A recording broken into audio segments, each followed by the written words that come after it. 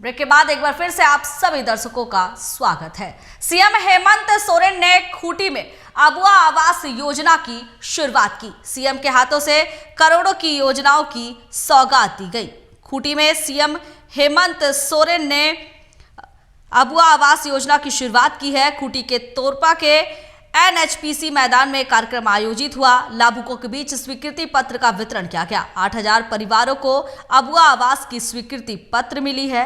कार्यक्रम में मंत्री आलमगीर आलम, सत्यानंद भोक्ता समेत अन्य लोग शामिल हुए। अब अबुआ आवास हम लोगों ने यह निर्णय लिया है, अब हम अपना आवास बनाएंगे, राज्य सरकार अपने से आवास बनाएगी। आपके लिए, आपको बेहतर और सम्मानजनक जीवन जीने के लिए जो पहले आवास मिलता था 2 कमरे का और 1,30,000 रुपए का आवास, अब हम आपको 3 कमरे वाला और 2 लाख रुपया का आवास देने का काम करेंगे।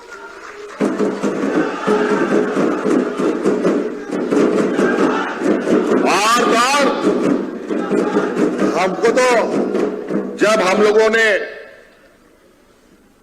एक बार 8 लाख लोगों की संख्या गिनी थी, लेकिन जब हम गरीबों के लिए अबुआ आवास योजना घोषणा किए, उसके बाद जब हमने शिविर लगाया गांव-गांव, पंचायत में,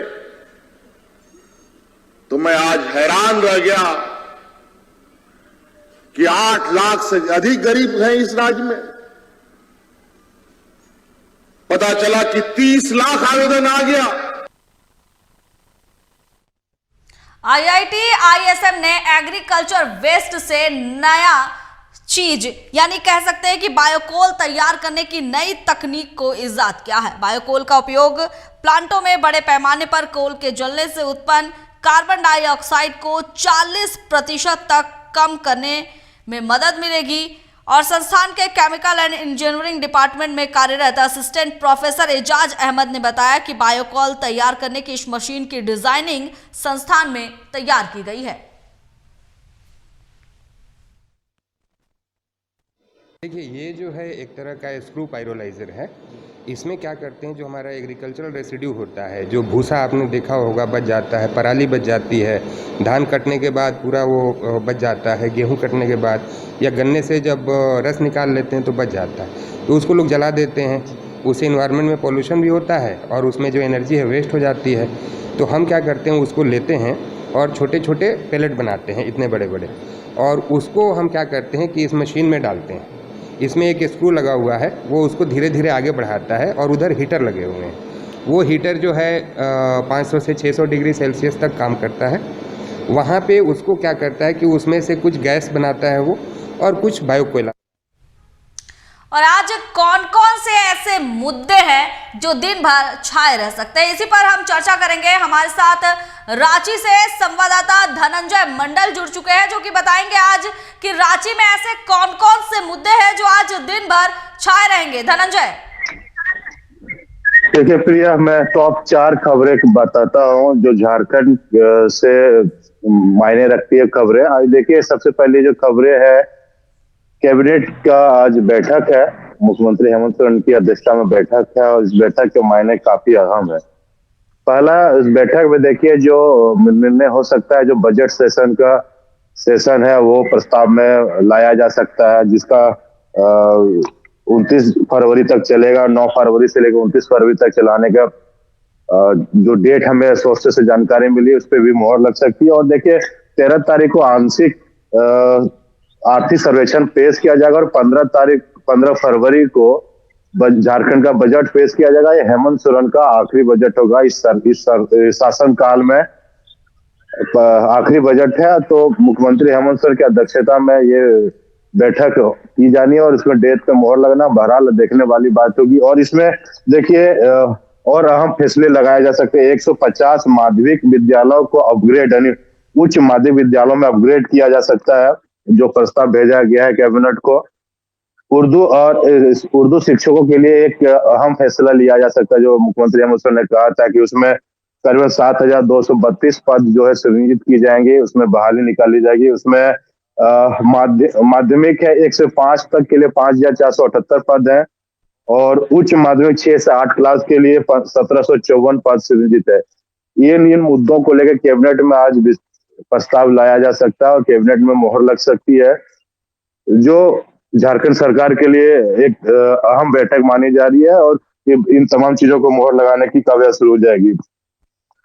दूसरी खबर की अगर हम बात करें प्रिया, तो देखिए चुनाव आयोग ने निर्देश जारी कर दिया झारखंड चुनाव आयोग को, और 2019 में जिस डेट पे चुनाव जिस तरह से कराया गया था उसी बिहाफ पे चुनाव आयोग को निर्देश दिया गया है मुख्य चुनाव आयोग से कि आप तैयारी कर लें और 11 अप्रैल से 19 मई के बीच में चुनाव कभी भी हो सकता है।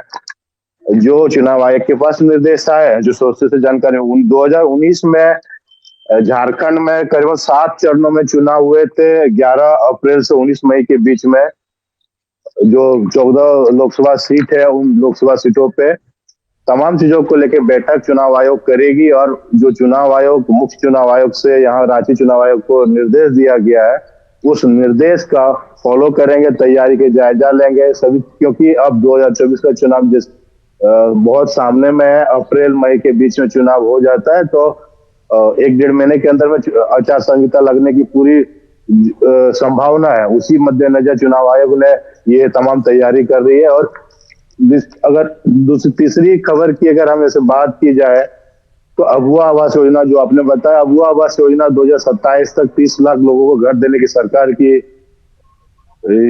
जो प्रयास है, 3 कमरे घर, 1 बाथरूम और किचन भी रहेगा उसमें, ये तुरुप का कील साबित हो सकता है 2024 का चुनाव के लिए, हेमंत सोरेन सरकार के लिए।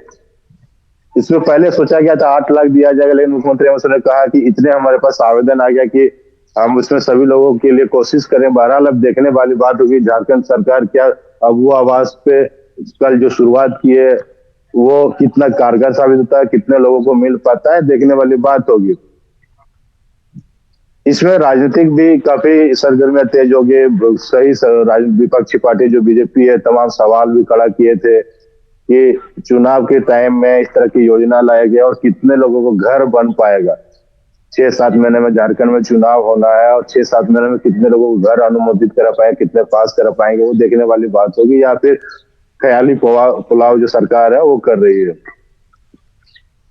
चौथी खबर अगर हम बात करें तो देखिए मौसम की अगर हम जानना भी जरूरी है, सुबह सुबह का खबर है तो लोगों को मौसम के बारे में जानकारी होनी बहुत जरूरी है भैया। तो मौसम का खबर के लेके हम अगर बात करें तो मौसम देखिए, मेरे पीछे तस्वीरें आप देख पा रहे होंगे, पूरा बादल है और बादल जो मौसम विभाग ने कहा था कि आज हो सकता है रांची और रांची के आसपास एरिया और रांची से जमशेदपुर या फिर तमाम एरिया में बारिश की संभावना है। कुछ छिटपुट बारिश हो सकती है जिससे बचने की जरूरत है। और ठंडे में आज सुबह सुबह से पूरा कोहरा तो नहीं है लेकिन बादल है, बादल के कारण लोगों में काफी ठंड है, ठंड की महसूस हो रही है और हो सकता है बारिश अगर होगा तो झारखंड में फिर से ठंड जो चपेट में आएगा, कुछ दिनों तक काफी ठंड बिल्कुल धनंजय, आपने सही कहा है कि बारिश की आज संभावना, मौसम विभाग ने पहले ही इसकी जानकारी दी थी और तमाम आपने कई ऐसी बातें बताई जो कि आज दिन भर रांची में यानी पूरे झारखंड में ये मुद्दे छाए रह सकते हैं। धनंजय बहुत बहुत धन्यवाद आपका। तो आज धनबाद में ऐसे कौन से मुद्दे छाए रहेंगे, किन किन बातों को लेकर राजनीति हो सकती है, इन तमाम चीजों की जानकारी के लिए हमारे साथ संवाददाता शरद चंद्र मौजूद है। शरद, धनबाद जिले की हम बात कर ले तो धनबाद में आज ऐसे कौन कौन से मुद्दे छाए रह सकते हैं? प्रिया, मैं बता दूं कि सबसे पहले तो धनबाद की ठंड पर हम बात कर लेते हैं। ठंड ने जो सारे रिकॉर्ड तोड़ दिए और आज जो है कल रात में ठंड जो है 4.7 डिग्री नीचे तक थी। तो अब तक का ये सबसे न्यूनतम तापमान बताया जा रहा है और मौसम विभाग का जो अनुमान है कि अगले 2 दिनों तक इसी प्रकार का रहेगा, क्योंकि बादल छटे हैं, धुंध खत्म हुआ है और मौसम विभाग का यह कहना है कि अगले 2 दिनों तक ठंड इसी प्रकार का रहेगा। उसके बाद ठंड में धीरे धीरे कमी आएगी। हालांकि ये तो ठंड की बात हो गई। अब जो सियासत की बात है वो करते हैं। आज धनबाद में क्या क्या होने वाला है, सबसे बड़ी बात है कि प्रधानमंत्री का दौरा धनबाद में तय हो गया है और 4 फरवरी को प्रधानमंत्री नरेंद्र मोदी धनबाद आ रहे हैं। वो बलियापुर में जनसभा को संबोधित करेंगे। इसको लेकर धनबाद में जो भाजपा है वो काफी उत्साहित है, भाजपा के कार्यकर्ता उत्साहित हैं और अब से उनकी तैयारी को लेकर बैठकें जो हैं वो शुरू हो जाएंगी। आज जो है भाजपा की बैठक होने जा रही है तैयारियों को लेकर और इसमें प्रधानमंत्री मोदी आएंगे, वो अनौपचारिक रूप से कार्यकर्ताओं से भी मुलाकात करेंगे। इन सब चीजों को लेकर जो है यहाँ तैयारी की जा रही है। भाजपा जिला कार्यालय में भी इसको लेकर बैठक होने वाली है जिसमें जिला अध्यक्ष और यहाँ के स्थानीय विधायक वगैरह सारे लोग शामिल होंगे और पीएम मोदी से संबंधित उनकी जनसभा बलियापुर में जो अभी तक बताया जा रहा है कि बलियापुर में होगी और वो वहां से जनसभा को संबोधित करेंगे, कुछ शिलान्यास करेंगे, लोकार्पण भी करने वाले हैं। तो इन सब चीजों की तैयारियों को लेकर आज से बैठकें भाजपा की शुरू हो गई हैं। भाजपा पूरे जिले भर में जो है अब इसको लेकर चल रही है। एक ढंग से ये कहा जा सकता है कि ये कहीं न कहीं अब लोकसभा चुनाव की तैयारी शुरू हो गई है और पीएम मोदी के इस कार्यक्रम को इसी प्रकार से देखा जा रहा है। वही दूसरी अगर देखते हैं तो कांग्रेस ने भी तैयारी कर ली है। राहुल गांधी की जो न्याय यात्रा है वो अब यहाँ आने वाली है 1 फरवरी को और उसको भी लेकर जो है तैयारियों का दौर जारी है। कांग्रेस ने भी बैठकें की और कई जगह न्याय यात्रा निकालकर लोगों को जागरूक किया गया कि राहुल गांधी की न्याय यात्रा में ज्यादा से ज्यादा लोगों की संख्या जुटे और ज्यादा लोगों का पार्टिसिपेशन हो और इसको लेकर कांग्रेस ने भी काफी तैयारी कर रखी है। बिल्कुल शरद, आपने 3 विषयों पर जानकारी दी है। पहले तो ठंड के बारे में, उसके बाद प्रधानमंत्री नरेंद्र मोदी का धनबाद दौरा और तीसरी खबर आपने बताया कि राहुल गांधी की भारत जोड़ो न्याय यात्रा। इसे लेकर कहीं ना कहीं आज दिन भर चर्चा का विषय रहने वाला है। शरद, बहुत बहुत धन्यवाद आपका। अब हम चलते हैं पटना की ओर, जहां हमारे साथ संवाद, तो बड़ी खबर आपको हम बताएंगे कि पटना में कौन कौन से आज मुद्दे जो है वहां छाए रह सकते हैं। तो चलिए हम आपको लेके चलते हैं पटना, जहां पर हमारे साथ संवाददाता प्रिंस कुशवाहा मौजूद है। प्रिंस, आज पटना में कौन कौन से खबर जो है वो मुख्य रूप पर छाए रह सकते हैं? और अगर हम बात कर ले ठंड की, क्योंकि रांची से हमारे साथ संवाददाता ने बताया कि रांची में ठंड कैसा है, वही धनबाद से भी संवाददाता ने बताया कि ठंड कैसा है। और अगर हम पटना की ठंड की बात कर ले तो पटना में बेशक ठंड ज्यादा पड़ती है, लेकिन कहीं ना कहीं इसे लेकर बयानबाजी भी जारी है और डीएम और के पाठक जो है वो आमने सामने हैं।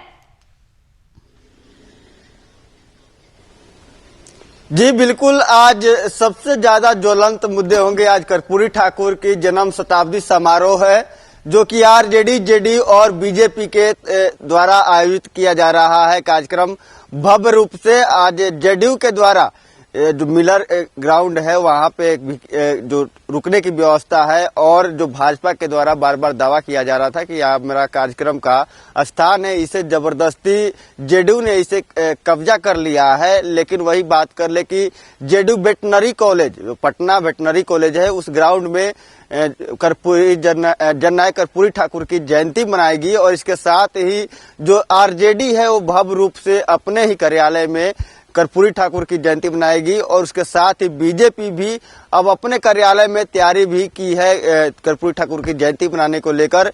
लेकिन बड़ा सवाल यह है कि कर्पूरी ठाकुर को रात में कल जो भारत रत्न देकर केंद्र सरकार ने एक बड़ा मास्टर स्ट्रोक खेल दिया है और इसको लेकर बिहार के मुख्यमंत्री ने भी आज कल रात ही ट्वीट करके प्रधानमंत्री को धन्यवाद दिया है। तो कहीं ना कहीं आज पूरे बिहार की राजनीति और पूरा बिहार की जो राजनीतिक गलियारे हैं सभी जगह कर्पूरी ठाकुर को लेकर चर्चाएं होगी और उन्हीं पे आज खास करके राजनीति हो सकती है, लोग भाषण दे सकते हैं। देखना होगा कि नीतीश कुमार मंचों से प्रधानमंत्री का किस तरह से धन्यवाद करते हैं, तो वही आरजेडी कर्पूरी ठाकुर को भारत रत्न मिलने को लेकर क्या कुछ कहती है, क्योंकि आज कर्पूरी ठाकुर का जन्म शताब्दी समारोह सभी पार्टियां आज बिहार में मना रही है।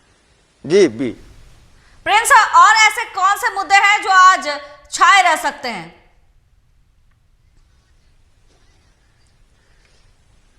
देखिए, जिस तरह से कार्यक्रमों को लेकर आज राजनीतिक गलियारे में विवाद होगा, क्योंकि कर्पूरी ठाकुर के भारत रत्न देने के लिए जदयू पहले से मांग कर रही है और नीतीश कुमार सार्वजनिक मंचों से लगातार बोलते रहे हैं कि पिछड़ाते पिछड़ा के नेता रहे, जननायक कर्पूरी ठाकुर को भारत रत्न देना चाहिए।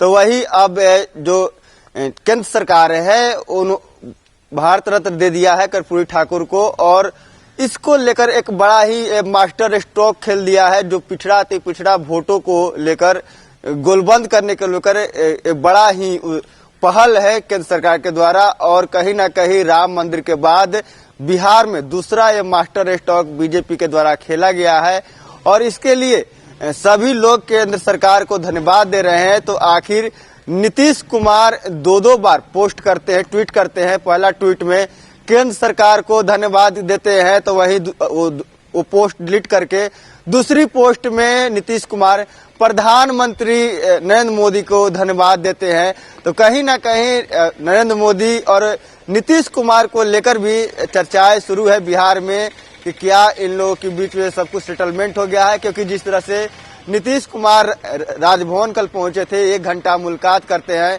राज्यपाल से और वीसी नियुक्ति को लेकर कहते हैं कि चर्चाएं होनी थी, बात होना था, इसलिए हम राजभवन गए थे।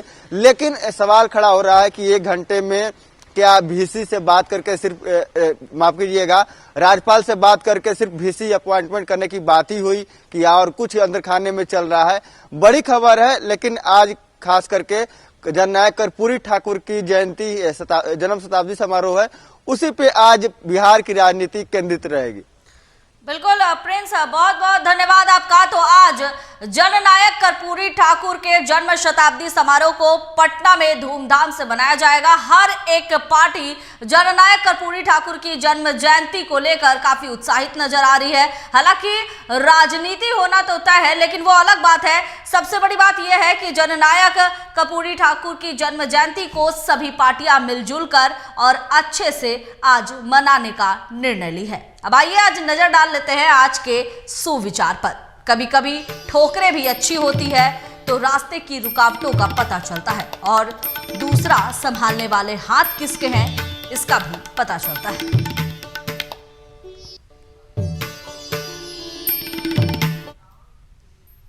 मॉर्निंग मंत्रा में आज बस इतना ही। आप देखते रहिए TV45। नमस्कार।